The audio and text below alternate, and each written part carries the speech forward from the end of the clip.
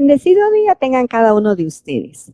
Sean bienvenidos a la casa del Señor, donde hoy recibiremos esa semilla incorruptible que es la palabra que el Espíritu Santo les dio a nuestros pastores, que transformará nuestra vida para siempre. Amén. Damos gracias, le doy gracias al Señor por permitirme una vez más compartir con ustedes. Sé que me han estado viendo mucho últimamente, pero ni modo, no les queda de otra. Quiero dar la bienvenida a alguien que nos visite hoy por primera vez. ¿Alguien está, es la primera vez que viene? ¿No? ¿Todos ya han venido antes? ¿Todos son de casa? Muy bien. Antes de empezar con la prédica, yo quiero pedirle por favor que me acompañe en una oración para bendecir la palabra, para que el Señor hable. No sea yo el que hable, sino que sea su palabra la que sea viva y eficaz y se implante en nuestros corazones. Póngase de pie una vez más, por favor. Y diga conmigo: Señor, Padre, te doy gracias por este día. Me has permitido alabarte y bendecirte, Señor, con cánticos, con música. Y ahora es el momento en el que yo quiero poner atención para recibir tu palabra. Yo te pido en el nombre de Jesús, Señor, que tú nos hables hoy como lo haces siempre. Que la palabra que impartimos en este altar, en este púlpito y en esta iglesia siempre, Señor, sea palabra viva y eficaz. Una sana doctrina, Señor, conforme tú lo mandas. No enseñanzas de hombre, sino que sea a través de tu Santo Espíritu el que pueda hablar hoy a través de mí. Úsame, Señor, usa mis labios, usa mi vida. Y te pido, mi Dios, la disposición de los corazones de tus hijos, de cada familia, de cada uno de los que estamos hoy acá, para aprender, porque yo también estoy aprendiendo más de ti. Te lo pido en el nombre de Jesús. Y toda la iglesia dice, amén. Puede sentarse. En los últimos días hemos estado hablando de un tema en particular. ¿Alguien sabe específicamente cuál es el enfoque o lo que se ha hablado en la iglesia para todo el año? ¿Alguien se recuerda? La santidad, muy bien. Y hemos hablado varias cosas de la santidad. Hemos dicho que la santidad no es un destino, sino que es un camino que nosotros seguimos. Es decir, no llegamos a ser santos. Dios de por sí ya nos apartó. Y lo que nosotros tenemos que hacer es manteneros en esa actitud. Mi esposa ponía un ejemplo de que es una cosa que practican algunos maestros. Los maestros llegan y le ponen un 100 a los alumnos al inicio de año, pero queda en cada alumno mantener ese 100. Es decir, si hacen una cosa mala, el profesor les puede bajar 1 punto, 2 puntos. Y el asunto es que al final del año escolar, si el alumno logró mantener su 100, pues se queda con su 100. Pero si no, si fue portándose mal, no entregó tareas, no hizo caso y le llamaron la atención, cada vez le bajaba 1 punto. Entonces lo iba perdiendo. El problema es que no había forma de recuperarlo. Y esa es la forma en que nosotros hemos visto que podemos practicar la santidad, es tratar y procurar. Lo bueno es que nosotros no perdemos la santidad si nos equivocamos. Tenemos la opción, gracias a Dios, de arrepentirnos y de volver a caminar de la mano de Dios. Entonces, mucho de lo que hemos hablado se basa en la práctica, en lo que nosotros tenemos que hacer. Es decir, cada uno de nosotros, ayer les decía a los hermanos del Ministerio de Alabanza, como pastores, como maestros, pues les damos una lista de que sí se puede y que no se puede, hasta cierto punto basado en la palabra. Pero esa lista, cada uno de nosotros la tiene mentalmente. Cada uno de nosotros sabe qué es bueno y qué es malo, porque tenemos una relación con Dios, porque se nos ha enseñado así en nuestras casas o porque la sociedad nos ha inculcado qué es lo correcto y qué no es correcto. Entonces, la verdadera piedad, la verdadera vida espiritual es una vida de práctica, es una vida de conversión, y esa vida comienza de adentro hacia afuera, no al revés, no es de afuera hacia adentro. Y el apóstol Santiago se basa mucho del primer capítulo, y es lo que vamos a estudiar el día de hoy en este ejemplo, en esta práctica. Fíjense que Jesús en Mateo 23, del 25 al 26, si me lo pudieran poner por favor. Aquí Jesús habla fuerte y le dice a los fariseos. ¿Cuántos fariseos hay acá? Ah, qué bueno. ¿Cuántos hijos de Dios salvos hay acá? Amén. Dice, Mire, y lo dice con símbolos de exclamación. O sea, no le dice, ay, fariseos, hipócritas. No.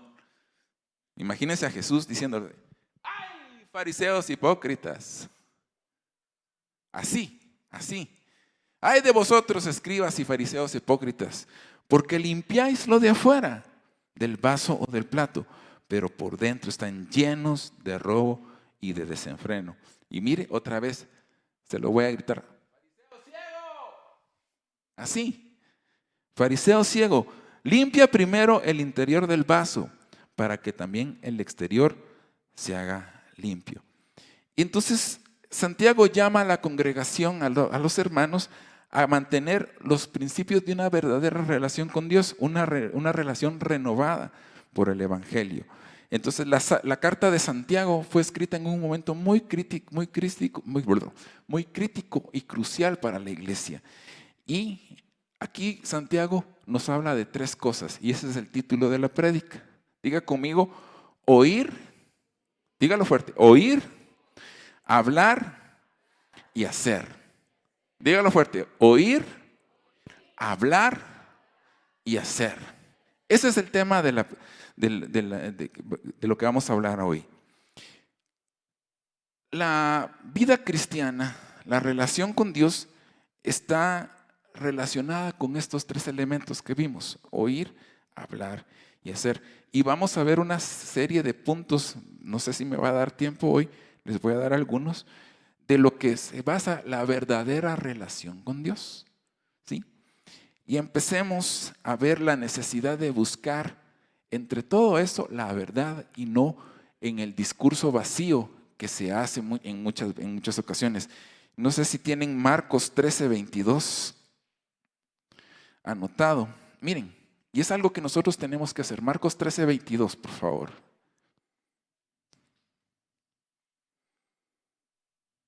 ¿Ya lo tiene? Dice, porque se levantarán falsos cristos y falsos profetas y harán señales y prodigios para engañar, si fuese posible, aún a los escogidos. Nosotros tenemos que poner mucha atención y tenemos que hacer una búsqueda de la verdad. ¿En dónde encontramos la verdad, mi hermano? En la palabra de Dios. Es por eso necesario que ustedes todo lo que oigan, aún de nosotros mismos, ustedes lo comparen con la palabra y vean si está en lo correcto o no. La búsqueda de la verdad es algo que tiene que ser inminente en cada uno de nosotros. Entonces, ¿qué es lo que primero que nos recomienda el apóstol Santiago? Leamos por favor en Santiago 1:19. Ahora sí, este es el pasaje donde se centra la prédica de este día. Santiago 1:19, la primera parte. Dice, por esto, mis amados hermanos, todo hombre sea pronto para oír. Diga conmigo, pronto para oír. La expresión pronto para oír significa poner atención, escuchar, poner atención a lo que se nos dice. La exhortación de Santiago se hace con fuerza porque dice, pero por esto, mis hermanos, dice, todo hombre sea pronto para oír. Acompáñenme por favor a Hebreos 2:1. Hebreos 2:1, si me lo pueden colocar, por favor. Dice, por tanto es necesario que con más diligencia atendamos las cosas que hemos oído, no sea que nos deslicemos. Es importante aprender, es importante poner atención. Nosotros debemos ser prontos para escuchar. Y así como dice esta manera, dice, con diligencia atendamos a las cosas que hemos oído. Por eso Santiago empieza con esa advertencia en la Biblia, en la Nueva Biblia Latinoamericana de hoy, dice, esta advertencia no dice pero, por tanto, sino dice, por eso, sabed esto, mis hermanos. Y se los dice no porque no lo sepan, sino para que no se les olvide. Nosotros sabemos muchas cosas, pero rápido se nos olvida. Y por eso es que nosotros tenemos que ser prontos para escuchar, poner atención. Las cosas se nos olvidan muchas veces. Y miren, alguien más se lo recuerda a la iglesia en Filipenses 3:1. Filipenses 3:1, por favor, si lo pudieran colocar. Dice, por lo demás, hermanos, gozaos en el Señor. A mí no me es molesto el escribiros las mismas cosas. Y para vosotros es seguro. A Pablo no le importaba estar repitiéndole a la iglesia o a las iglesias la misma cosa, las mismas advertencias, las mismas indicaciones, porque con eso él se aseguraba de que ellos obedecieran. El ser humano tiene una característica, y lo pusimos como ejemplo la vez pasada. Hay un rótulo aquí que dice pintura fresca, no tocar. Y uno, sí es cierto, está fresca. O le dice uno a los niños, no toques eso porque está caliente. ¿Sí o no? Se nos olvidan las indicaciones y a veces ya nos quemamos una vez y de repente como a los 3, 4 días o al mes, otra vez el niño va a tocar. Okay. No toques lo caliente, pero el niño va otra vez. No pongan, miren, ahorita que pavimentaron la 29 Avenida, habían indicaciones, no pase cemento fresco. Y ahí están las grandes huellas de alguna persona que o no vio, o se le pasó, o quiso dejar su huella permanente en eso. Pero así somos, se nos olvidan las cosas, porque no somos prestos para oír. Santiago nos escribe de cosas que ya sabemos, pero nos las recuerda para que no se nos olvide. Un ejemplo de alguien que oye poco y habla mucho puede ser una persona que en una conversación está alguien hablando. Y, no, pero espérate, fíjate que tal y tal cosa. Muy bien. Y sigue, pero fíjate y te recuerdas que no sé qué. ¿Han encontrado personas así? Están ustedes hablando, están dando una explicación y de repente sale alguno. No, pero es que fíjate que esto. Sí, pues, pero te recordás que. Pero. Y el otro, ok, solo permitimos. Pero es que te recordás. Esa es una persona que no presta atención. Hay algunos que se están riendo porque se identifican. Qué bueno que la palabra les esté hablando. Esto sucede cuando hay personas que están más interesadas en expresar sus opiniones que en lo que se está exponiendo y las ideas que se están presentando. Yo me he topado con gente así y de hecho yo también he sido así. Me están hablando pero tal y tal cosa. Sí, pero un momento ahorita. Pero te recordás que yo lo he hecho. Y es porque estoy más interesado en demostrar mi punto de vista o en demostrar que tengo la razón a esperar que los argumentos se puedan hacer y yo rebatirlos. Pero estoy trabajando en eso. Muy bien, sigamos por favor. Punto número 2. Punto número 1 entonces es ser pronto para oír. Diga conmigo, ser pronto para oír. Punto número 2. Otra vez Santiago 1:19, por favor. En la segunda parte dice, ser pronto para oír y tardo para hablar. Este tardo para hablar no significa que yo vaya a hablar así. No significa eso. Significa que yo tengo que tener la inteligencia y la sabiduría para escuchar primero, procesar la información o lo que se me está diciendo y después, si tengo los argumentos, yo puedo hablar. No es hablar despacio, no es hablar, les estoy diciendo esto, hermanos, para que me entiendan. No es eso. Ser tardo para hablar. Y dice lento para la ira, tardo para hablar y lento para enojarse, pues. No se enoje. Sea lento para enojarse. Y esa idea en Efesios 4:26. Si lo pueden poner, por favor, Efesios 4:26. Creo que no se los di, pero me lo pueden buscar. Dice, airaos, pero no pequéis. En el Salmo 4:4, en la Nueva Versión Internacional, no me lo busquen, yo se los voy a leer acá. Dice, si se enojan, no pequen. Si se enojan, no pequen.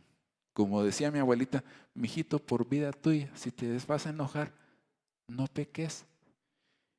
¿Cuántos saben que Jesús se enojó? ¿En dónde se enojó Jesús? En el templo. Jesús se enojó. Agarró a chicotazos a los cambistas y los sacó del templo, pero él no pecó. Ese es un buen ejemplo.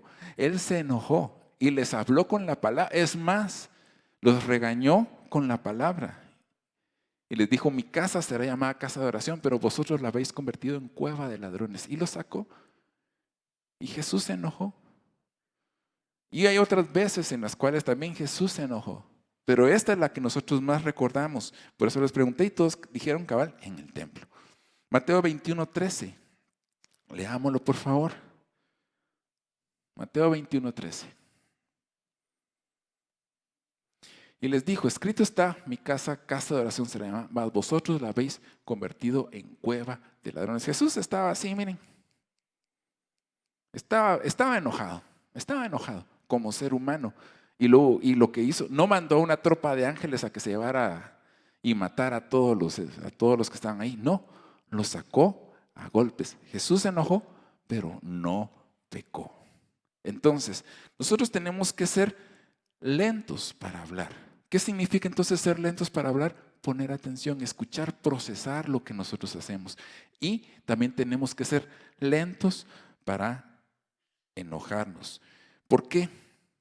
Acompáñeme a Salmo 37, 8 y 9, por favor.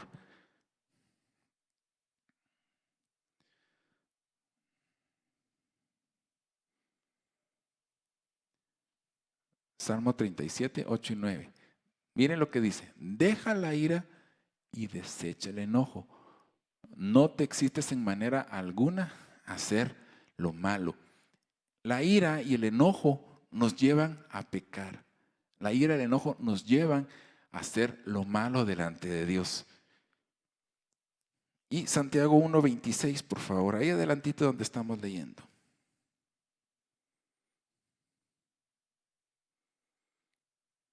Santiago 1:26. Si alguno se cree religioso, a ver, ¿cuántos religiosos hay acá? Dice, y no refrena su lengua, sino que engaña su corazón, y la religión de tal es vana. Alguien que mire, rápido se enoja, rápido contesta. Yo me he topado así, a veces he tenido que regañar a personas, y a mí también me han regañado. No crea que también por estar aquí al frente no me ha caído. Me ha regañado mi esposa, me ha regañado. Así también yo los he regañado un par de veces, no crean. Pero a mí también me regañan. Y he aprendido a quedarme callado. He tenido que aprender a quedarme callado. ¿Me ha costado? Sí, claro que sí. Nadie ha dicho que esto es fácil. Pero es parte de lo que nosotros tenemos que hacer. Entonces, llevamos 2 puntos. 1, ser pronto para oír. Número 2, ser lento para hablar y lento para la ira. Alguien que es lento para hablar y lento para la ira es una persona que por lo regular es tranquila y paciente. De veras que a mí me gustaría ser mucho así. Una persona que se toma el tiempo para considerar las cosas, procesar la información, ver lo que se está diciendo antes de reaccionar, antes de hacer las cosas. Entonces, es una persona, y la pastora Alba Raquel hablaba, es una persona emocionalmente inteligente. Es una persona que ha madurado y en que entonces evita hacer o enojarse en el momento en que está procesando la información. Y es parte de solucionar los conflictos. Muchas veces nosotros los conflictos no los solucionamos conversando. Los conflictos los queremos solucionar a golpes. Hace unos días estaba aquí una caravana, aquí abajito una caravana de un político de un partido. Vino uno de las, como quieren pasar todos juntos, vino el líder de la caravana y paró el tráfico. Y justamente yo estaba enfrente. A la par vino una camionetona. No sé si era último modelo, pero era muy nueva. Vino una camioneta y se puso el señor acá. Y el de la camioneta quería cruzar y en eso estaban pasando toda la caravana. Sucedió que el de la camioneta cruzó y se atravesó a uno de los carros. Casi chocan. Y lo que pasó, ya saben ustedes qué pasó aquí en nuestra Guatemala. ¿Qué se imaginan que pasó? Se bajó el de la moto, se bajó el de la camioneta y se empezaron a maltratar. Gracias a Dios no pasó más. Pero el refrenarse ayuda mucho. Les voy a poner un ejemplo que me pasó hace muchos años. Mi esposa estaba enferma y estuvo internada en el ISSSTE unos días. Y estábamos en la casa con mi hijo y pues teníamos hambre. y mandamos a pedir unas pizzas. Había un restaurante cerca de la casa. Obviamente yo llegué y le dije, mire, ¿será que nos hace favor de llevarlas cuando estén listas? Con mucho gusto, dijo el señor. Con mucho gusto, muy bien. Pasó la media hora, llevaron las pizzas, tocaron el timbre y yo cuando voy viendo, eran 2 pizzas grandes. Y le dije al joven, fíjese que estas no son nuestras pizzas. Ay, permítame, las voy a devolver. Llevó las pizzas. Media hora después llegaron otras 2 pizzas pequeñitas. Y le digo al joven, fíjese que estas no son nuestras pizzas. De verdad, qué pena, mire. Se fue.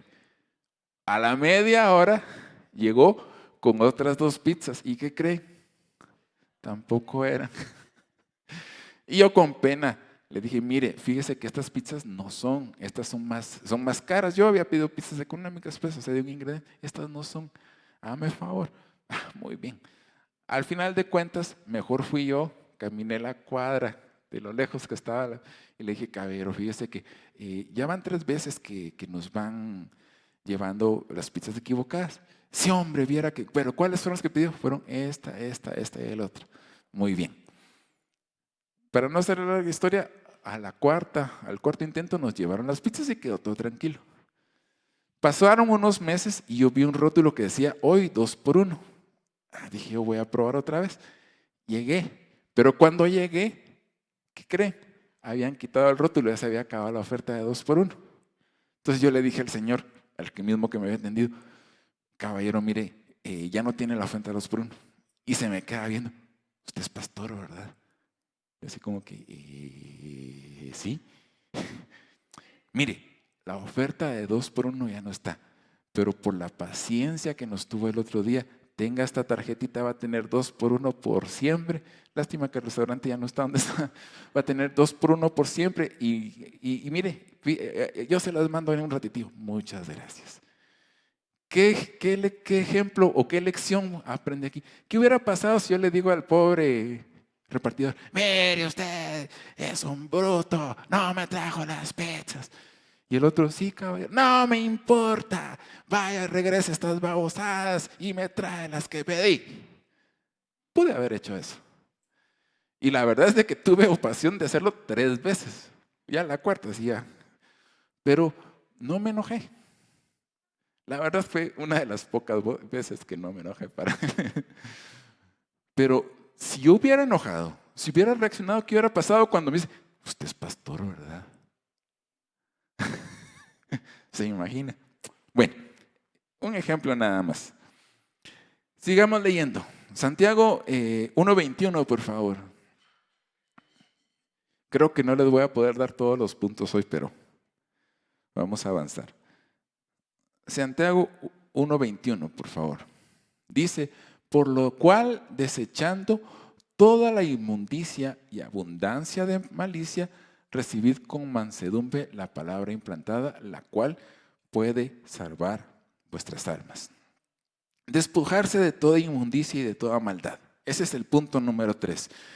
Cuando nosotros nos enojamos, viene inmundicia, viene maldad. Cuando un corazón está sucio, todo lo que hace en consecuencia está sucio. Miren, cuando nosotros, a ver, no me levanten la mano, pero solo conténtense ustedes. ¿Quién de aquí cuando se baña se vuelve a poner la misma ropa sucia? Nadie, ¿verdad?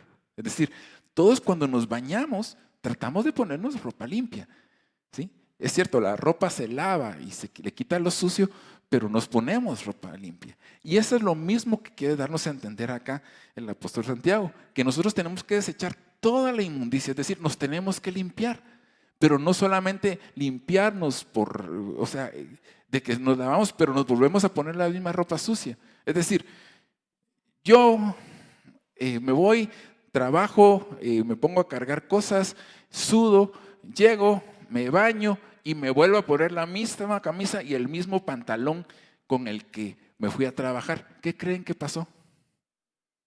Sigo oliendo mal, sigo estando sucio. Tal vez por un momento me limpié, pero sigo estando sucio.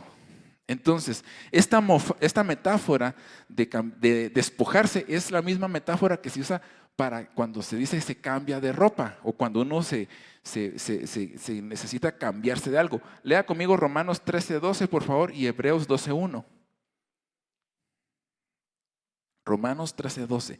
Esta misma metáfora, esta misma palabra dice de despojarse o de desechar la inmundicia, es la misma que se usa en este pasaje. Dice, la noche está avanzada y se acerca el día. Desechemos pues las obras de las tinieblas y vistamos las armas de la luz. Es la misma metáfora la que dice acá.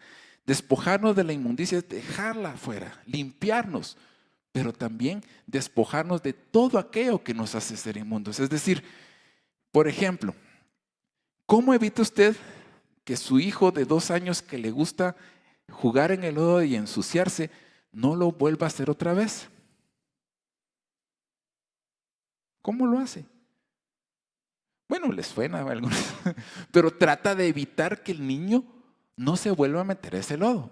Eso es lo que tratamos de hacer, ¿o no?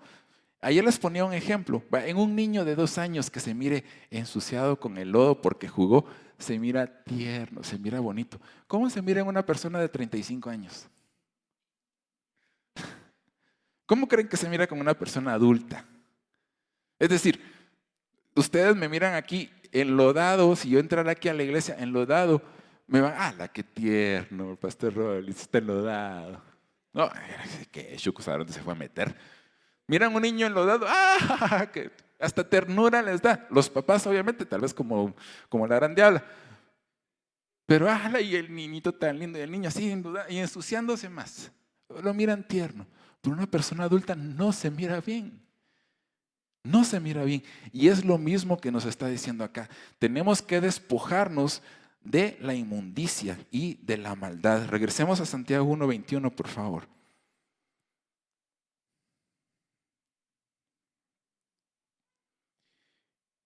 La verdad es que a Dios no le gusta la inmundicia.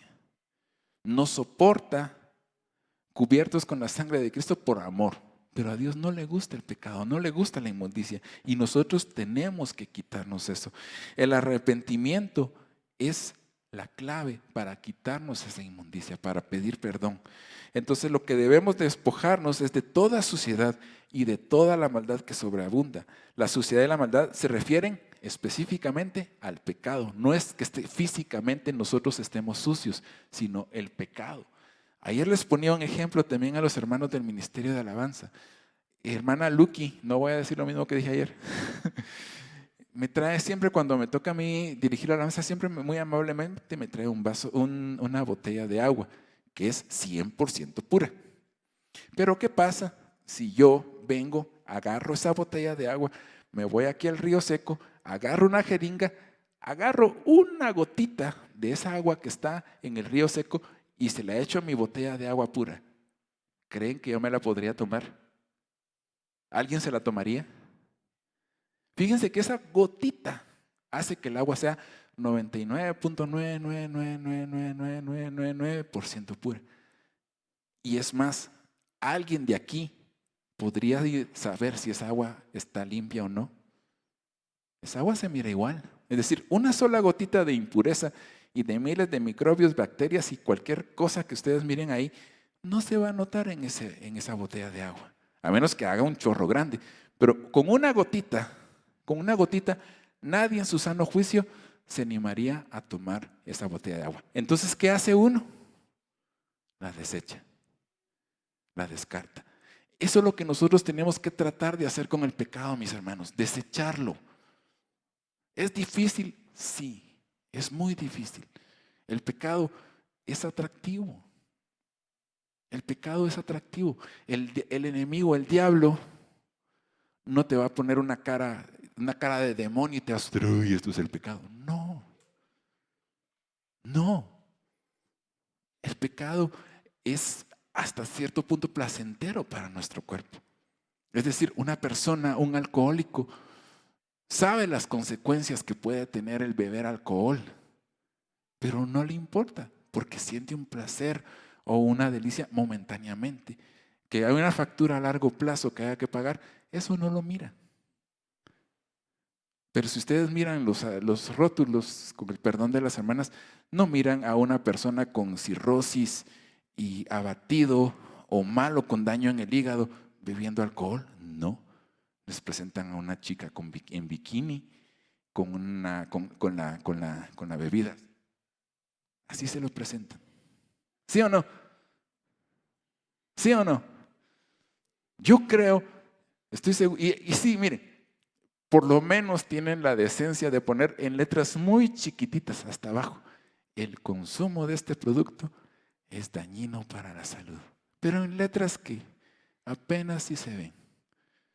Pero nosotros entonces, ¿qué tenemos que hacer, hermanos? Desechar toda inmundicia. Tenemos que apartarla, tenemos que quitarla de nosotros.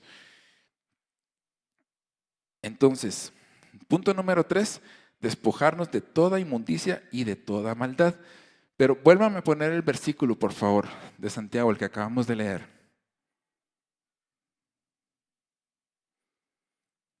Dice, eso y malicia. Fíjense que aquí hay un detalle.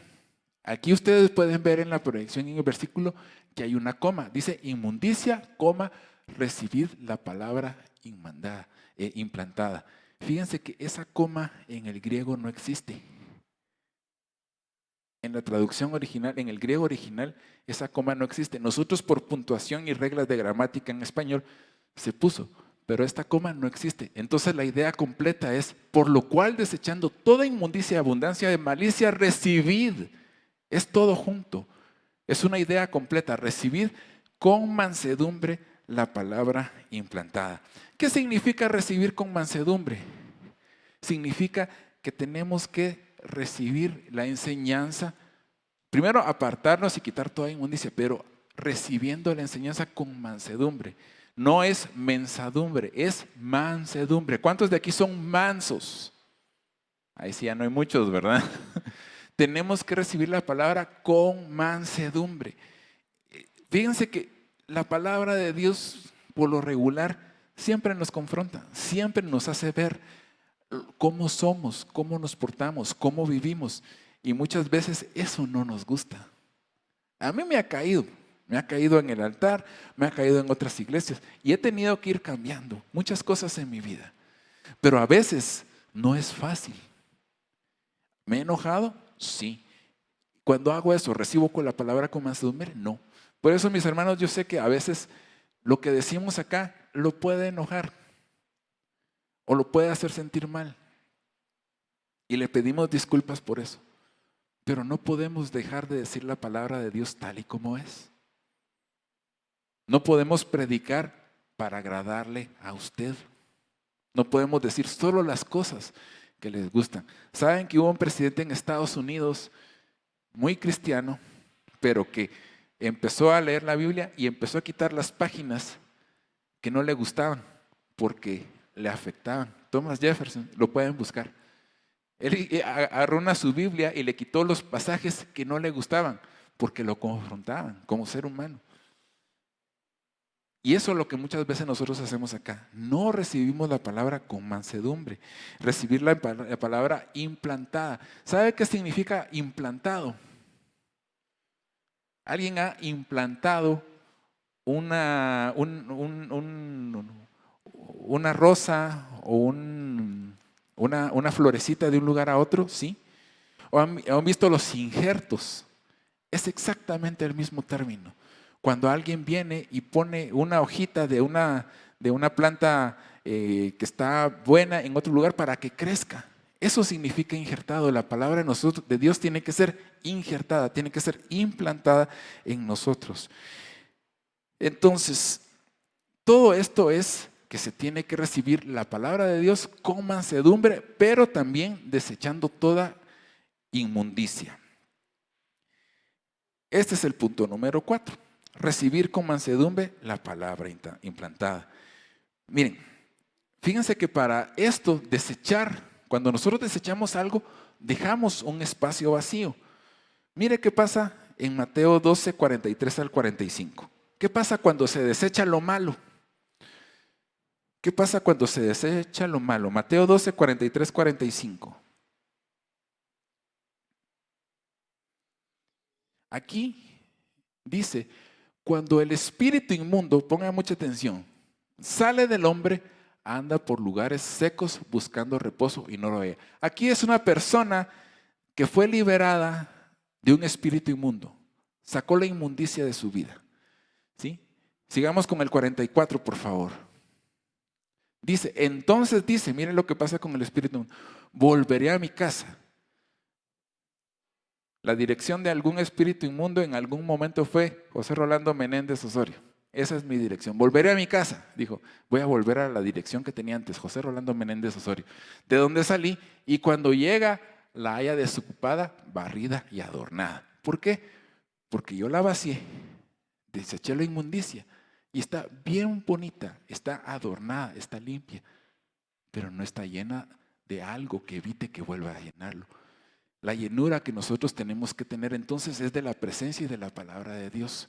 ¿Y qué pasa entonces en el 45? Entonces va, miren mucha, el Rollis está bien adornadito, está limpio, está ordenadita la casa. Regresemos, venga, los llevo. Y dice, y toma consigo otros 7 espíritus peores que él. Y entrados moran ahí, y el postrer estado de aquel hombre viene a ser peor que el primero. Cuando nosotros nos despojamos de la inmundicia y de la maldad, dejamos un espacio vacío. Ese espacio vacío nosotros lo tenemos que llenar. ¿Pero con qué creen que lo podemos llenar para que la inmundicia no regrese? ¿Con qué creen ustedes? Con Dios, con su palabra, con el Espíritu Santo. Si el Espíritu Santo mora en nosotros, si hacemos que el Espíritu more y su presencia mora en nosotros, no va a haber oportunidad para que ese espíritu inmundo pueda regresar. Por eso dice que el Espíritu se va y deambula. Aquí no, aquí no, aquí no. Voy a ver cómo está aquel. Y mire, está limpio, ordenado, y está vacío. O sea, yo me preocupé por limpiarme, pero no me preocupé por llenarlo de la palabra, por ser lleno con la palabra implantada, como dice el verso 21. Sigamos con el siguiente punto. Creo que aquí me voy a quedar. Punto número 5. Leamos Santiago 1, 22 al 24, por favor. Dice, pero sed hacedores de la palabra y no tan solamente oidores, engañándoos a vosotros mismos. Diga conmigo, yo quiero ser hacedor, no solo oidor de la palabra. Leamos el 23, por favor. Mire qué pasa. Porque si alguno es oidor de la palabra, pero no hacedor de ella, es semejante al hombre que considera en un espejo su rostro natural. 26, por favor. El siguiente, por favor, el 24. Porque él se considera de sí mismo y se va y luego olvida cómo era. Ayer estaba hablando con los hermanos de la Misión Alabanza que en la antigüedad los espejos no son como los conocemos hoy de vidrio. Los únicos reflejos que existían era el reflejo del agua o espejos de metal, que se pulía bastante. Pero aún así, tan pulido, los espejos daban una imagen distorsionada. ¿Alguien ha visto su cara reflejada en una cuchara? ¿No? Con una cuchara uno se mira así, uno se mira, pero la imagen está distorsionada. No es la imagen real, es la percepción que nosotros tenemos. Y es lo que dice Pablo en ese momento, que cuando alguien es oidor y no hacedor, es como cuando se mira un espejo, pero la imagen no es la correcta. Es decir, yo puedo entender y puedo saber que es bueno, pero si no lo hago, tengo una visión, una ilusión de lo que realmente soy. Las hermanas, por lo regular, son las que más usan espejos. Los usan en la mañana cuando se levantan, se arreglan y salen para su trabajo, para hacer una visita, alguna reunión. Pero ¿qué pasa si no usan un espejo? Alguna hermana bueno, tal vez el pintalabios, pero alguna hermana se ha animado a delinearse los ojos sin un espejo. ¿no? ¿Por qué? Porque con el espejo pueden ver cómo va marcando, cómo van poniendo sus diferentes efectos. Igual, los hombres por lo regular usan un espejo para peinarse. Los hombres usamos un espejo para peinarnos, para que no nos queden los cachitos aquí parados. Es decir, si alguien salió charraludo o despeinado, como decimos aquí en su casa, obviamente o no se peinó o no se vio bien en el espejo. Pero el espejo es una buena medida en la que nosotros nos podemos comparar y tener una vista de cómo somos. Aquí viene el detalle. Muchas veces nosotros, cuando nos miramos al espejo, nos salimos de la casa y nos olvida realmente cómo estábamos. O nos recordamos de cómo nos mirábamos hace 10, 20, 30 años incluso.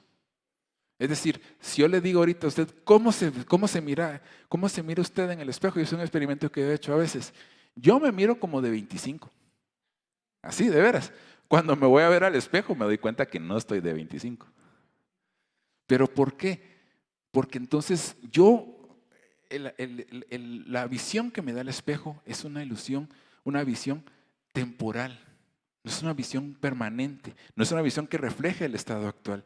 Entonces, el que nosotros nos veamos o no nos veamos en un espejo nos da una vista de lo que somos.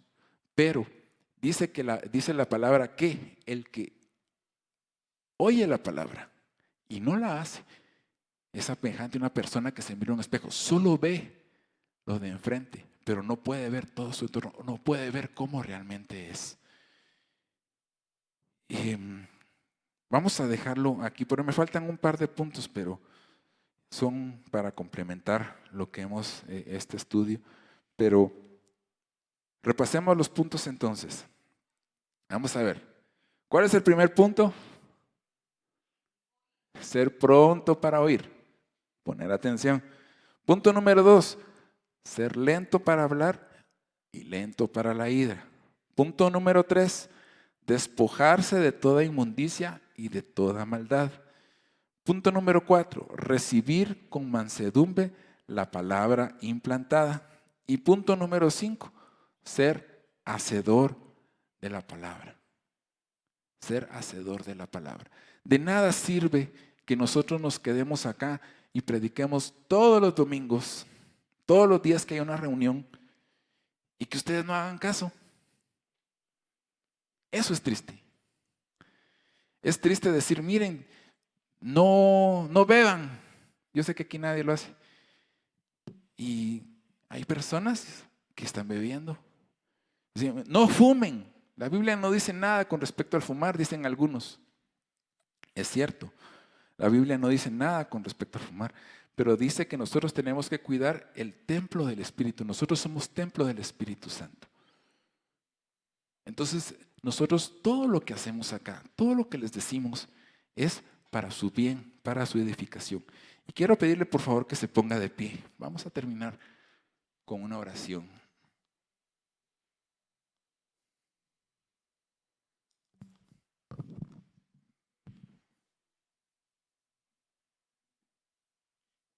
Y vamos a terminar también cantándole a Dios.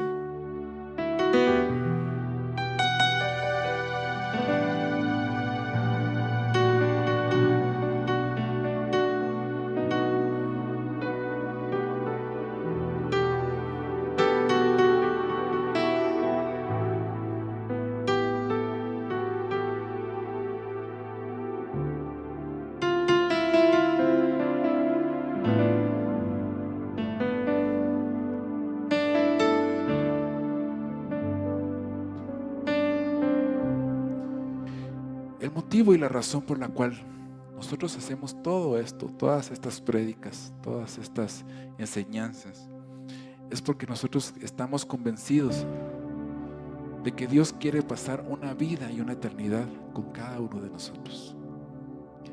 No quiere que nadie se pierda, sino que todos tengamos salvación y vida eterna. Y por eso es de que nosotros tenemos que ocuparnos de tener una relación, una vida con Dios.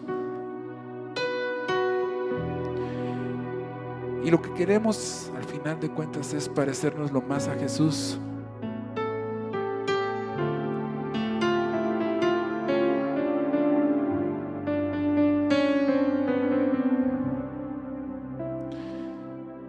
Yo quiero pedirte, mi hermano, mi hermana, que puedas cerrar tus ojos en esta mañana y le digas a Él: yo quiero ser de ti, Señor, de ti, un instrumento.